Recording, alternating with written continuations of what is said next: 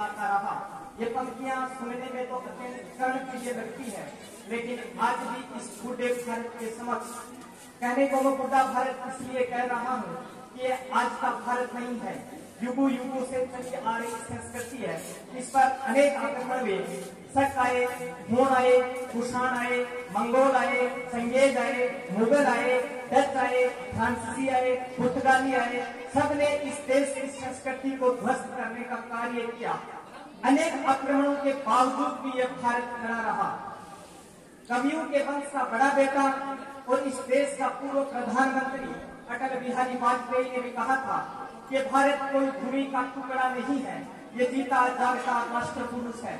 ये वंदन की भूमि है, अभिनंदन की भूमि है, ये अर्पण की भूमि है, ये तर्पण की भूमि है। यहाँ की नदी नदी गंगा है, यहाँ का कंकर कंकर शंकर है। हम जिएंगे तो इस देश के लिए और मरेंगे तो इस देश के लिए, और मरने के बाद भी अगर गंगा जल में बहती हुई हमारी अस्थियों को कोई कान लगाकर सुनेगा तो एक ही आवाज आएगी, भारत माता की जय। इस भारत माता की जय। आपने सुना होगा कि हम भारत को माता कहते हैं, कहीं सुना है आपने ऑस्ट्रेलिया मम्मी या होनोलुलु पापा? कहीं नहीं सुना है। ये एकमात्र ऐसा देश है जिसको माँ कहा जाता है। यहाँ के एक वीर जवान, सेना के देश का जवान जब सुबह जमीन पर पैर रखता है तो इस माँ से क्षमा मांगता है कि हे माँ, मैं दिन भर तेरे ऊपर, तेरी छाती के ऊपर पैर रख करके चलूंगा, लेकिन मेरी मजबूरी है। और संस्कृत में एक श्लोक पढ़ता है कि समुद्र वसने देवी पर्वत स्तन मंडले विष्णु पत्नी नमस्तुभ्यम पाद स्पर्शम स्मस्देव।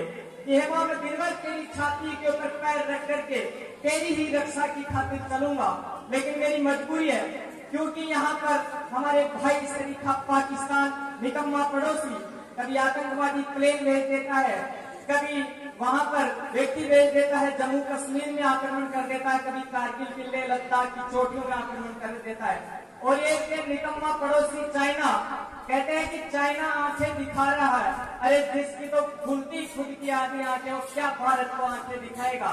जिस भारतीय शेर की छाती की लंबाई, जिस भारतीय शेर की जितनी छाती का नाक होता है, उसने तो चाइना के सैनिक की हाइट होती है, वो क्या भारत को आंखें दिखाएगा?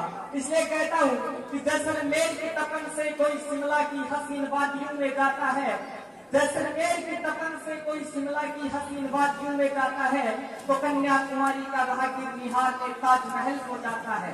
कन्याकुमारी का राहगीर निहार में ताजमहल को जाता है। गुजरात के गड्ढे की तो धमक पूरे हिंदुस्तान में है। बंगाल के रसगुल्ले की लार कहीं असम में टपकती है, बंगाल के रसगुल्ले की लार कहीं असम में टपकती है, तो घूमर पर कमर पूरे राजस्थान की थिरकती है। आने लिखो, आने लिखो, बान लिखो, आने लिखो, बान लिखो, पन्ना को पन्ना लिखो।